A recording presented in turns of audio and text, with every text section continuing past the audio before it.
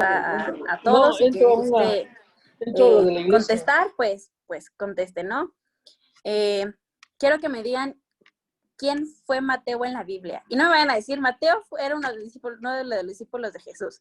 No, o sea, ¿quién fue Mateo? ¿Alguien sabe? Era el recaudador de impuestos, ¿no? Sí. ¿Alguien más?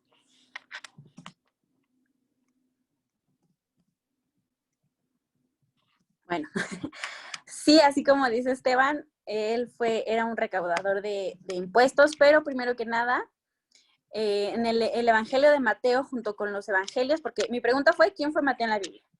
¿No? Aquí, entonces el Evangelio de Mateo junto con los evangelios de Lucas, Juan y Marcos es una historia inspirada y por lo tanto precisa y verdadera acerca de la vida de Cristo. Su evangelio es el más largo de los 4 y algunos estudiosos creen que fue el primero que se escribió.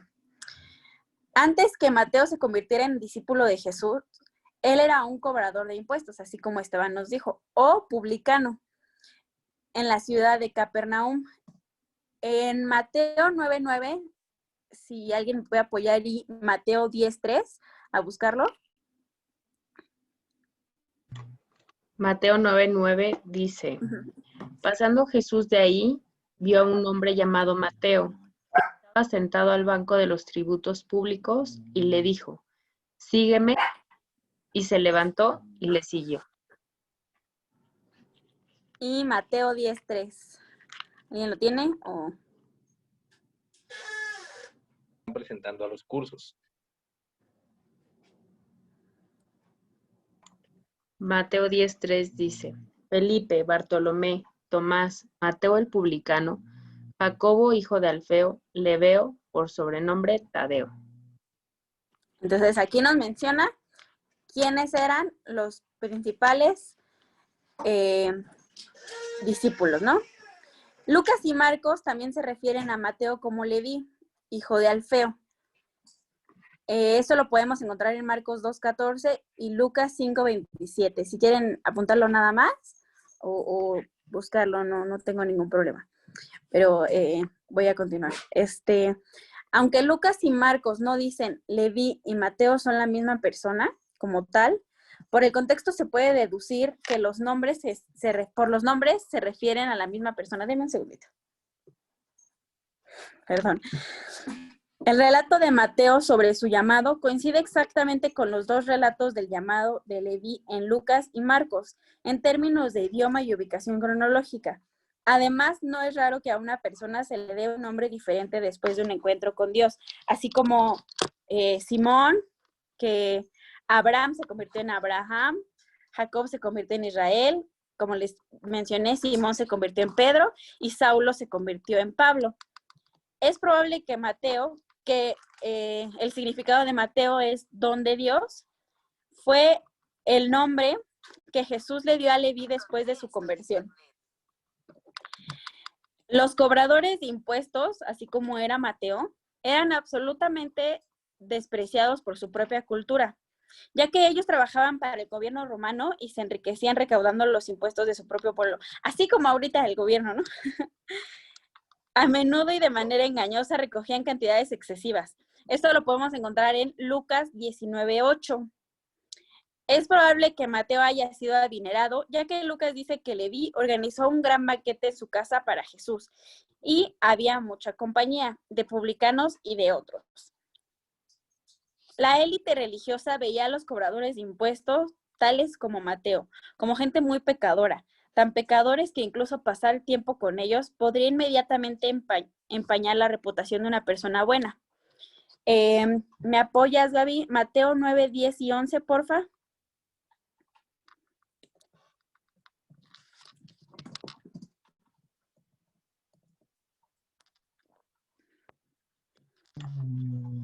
Sí. Y aconteció que estando él sentado a la mesa en la casa, he aquí que muchos publicanos y pecadores que habían venido se sentaron juntamente a la mesa con Jesús y sus discípulos. Me perdí. Mateo 9:11, ¿verdad? Sí, 9, 10 y 11. Sí. Cuando vieron esto, los fariseos dijeron a los discípulos, ¿por qué come vuestro maestro con los publicanos y pecadores? Y ahí nos damos cuenta que realmente la gente veía a los cobradores de impuestos o publicanos como pecadores, ¿no? Cuando Jesús estaba cenando en la casa de Mateo con muchos otros publicanos y pecadores, los fariseos cuestionaron a los discípulos respecto a la elección que Jesús había hecho acerca de de quien lo acompañaba.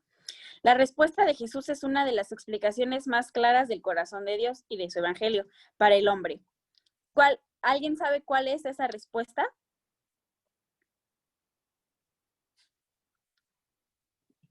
Respuesta que Jesús dio, Ajá, que es cuando dice que justo está adelantito de ese versículo. los enfermos tienen necesidad de médico. Esa, mira. Ahí miren que no la leí, pero la que yo compartí.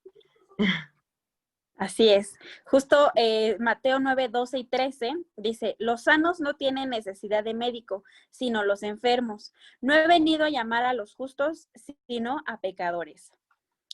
Jesús no vino para salvar a los buenos o autosuficientes, sino a aquellos que saben que no son buenos, las personas que admiten libremente que necesitan la salvación.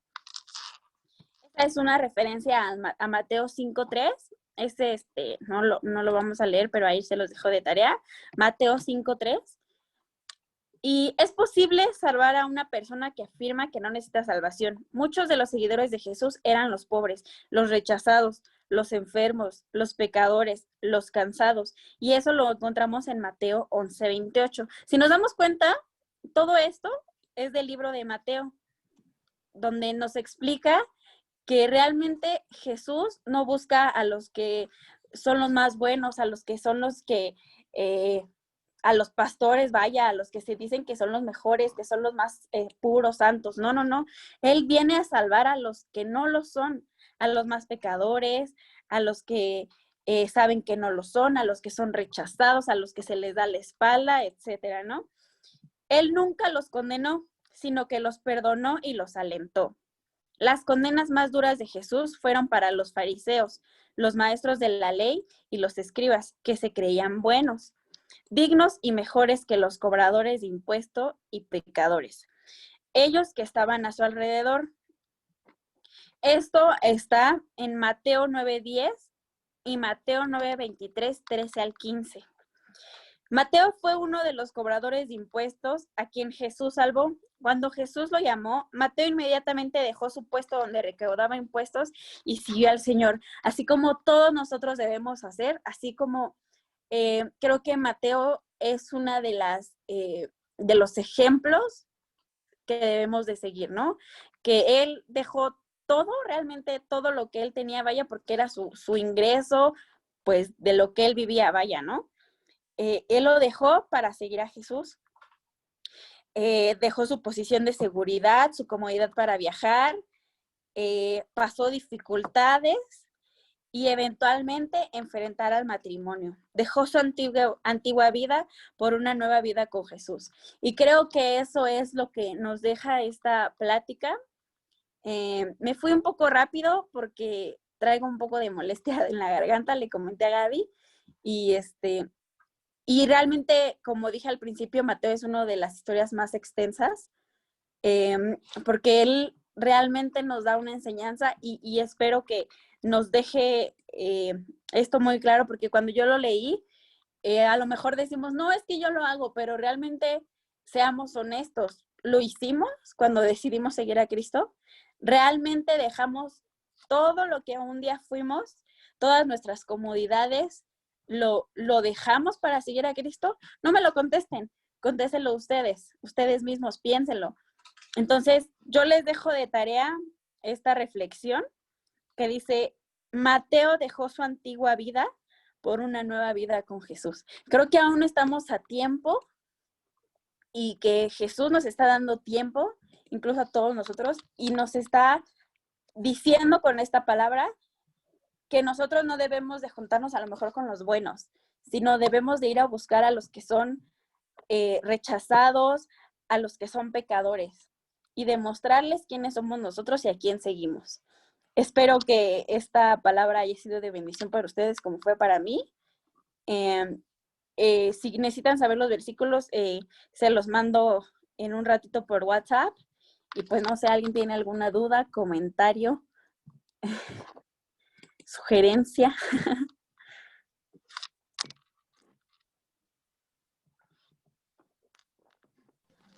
Sugiero que tomes un poco de propóleo para tu garganta. Gracias. Y pues sí, creo que la enseñanza base es esa, no dudar, y en el momento en el que recibas el llamado, pues Mateo no lo pensó dos veces. Me viene ahorita a la memoria pues también la ocasión con el joven rico, ¿no? Que se presenta con Jesús y le dice que, pues, que él es bueno y que lo ha hecho todo, y le dice Jesús que venda todos sus bienes, los reparta con los pobres y lo siga. Y él dudó, él había acumulado muchas riquezas, a pesar de que era buena persona y no le hacía daño a nadie, pues le faltaba dar ese paso. Y pues Mateo, al igual que muchas personas, el mismo Pablo, después de que lo rechazó y lo persiguió tanto, en el momento en el que recibió el llamado, pues no lo dudó y decidió seguirlo. Entonces creo que todos deberíamos hacerle así. Exacto, ser como Mateo, ser más como Mateo y dejar nuestra zona de confort, porque realmente lo que viene con Cristo es mucho mejor que lo que tenemos en este momento, ¿no? Muchas gracias a todos por escucharme. Si tienen algún otro comentario, gracias, Steve. Y pues sí, o sea, creo que no debemos de dudar, ¿no? Si ya tomamos ese paso para aceptar y seguir a Cristo, pues darle con todo, ¿no? Y yo creo que no es sencillo, pero a mí me llama la atención ahora que estudiamos particularmente a los apóstoles, cómo nosotros en nuestra condición humana, pues siempre, antes aún de venir a Jesús, como que muchos en las pláticas que he escuchado, como que decíamos, no, pues después, no, cuando sea más grande, no, pues, o cuando esté bien, porque ahorita estoy muy mal o ando muy metido en mis vicios, por ejemplo, para seguir a Jesús y lo que sea. Y como que lo negociábamos con él inconscientemente y decíamos, pues sí, luego, luego, luego. Y lo que me llama la atención de todos ellos es que creo que sí hubo quienes opusieron resistencia, pero la mayoría, la Biblia como que lo resume en tres palabras, ¿no? Que les decía, deja tus cosas y sígueme. Y ahí no continúa un diálogo como el de nosotros, de, no, ahorita no, señor, es que mira, nada más acabo la carrera y ya. No, ya que pase esto, ya, sino que ellos como Mateo, como nos enseñas hoy, pues dijeron, va, y lo seguían. Y nosotros ya sabemos, porque ya tenemos hoy un libro que está escrito de Génesis a Apocalipsis, ¿no? Y ya tenemos más o menos pues una noción de lo que puede pasar. Pero ellos, en cambio, apenas conocían a Jesús, ni siquiera en ese momento sabían que Jesús iba a morir en una cruz. Exacto. Pues, Y aparte recordemos que todos sus discípulos, ninguno era bueno, ninguno de los discípulos era bueno. Y tenemos el claro ejemplo de los que ya hemos visto, o sea, ninguno era una perita en dulce, ¿no? Como decimos. Y pues sí, o sea, realmente a mí me ha llamado mucho la atención aprender de todos los discípulos porque todos tienen una enseñanza para nosotros, ¿no? Tal vez uno de nosotros es un Mateo, uno de nosotros es un Simón, incluso hasta un Judas, ¿no? Pero pues siempre tenemos algo de ellos y de los que podemos aprender mucho, ¿no? así es, Jimenita, muy bien.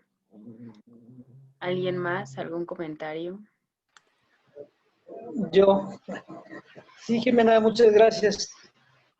Es corto, pero es muy contundente y el reto es muy fuerte, ¿no? Es, es, es algo que a lo mejor en nuestro corazón, en nuestro espíritu, en nuestra alma está, pero en nuestra carne es muy difícil. Entonces, es el reto y lo que hablas tú a través de la palabra del Espíritu Santo, realmente pues es la meta, ¿no? quiera Dios y así lo podamos hacer en nuestra vida. Para eso estamos aquí y estamos aprendiendo y estamos dispuestos, y que Dios haga la obra en nosotros. Y sí, es muy interesante lo que hablaste, y el reto me parece muy bueno. Que Dios te bendiga. Gracias igualmente, Enrique. Saludos. Hola, Pues hola, bueno, buenas noches. familia. Hola, Ay, Gaby. perdón. Hola, nada más rápido.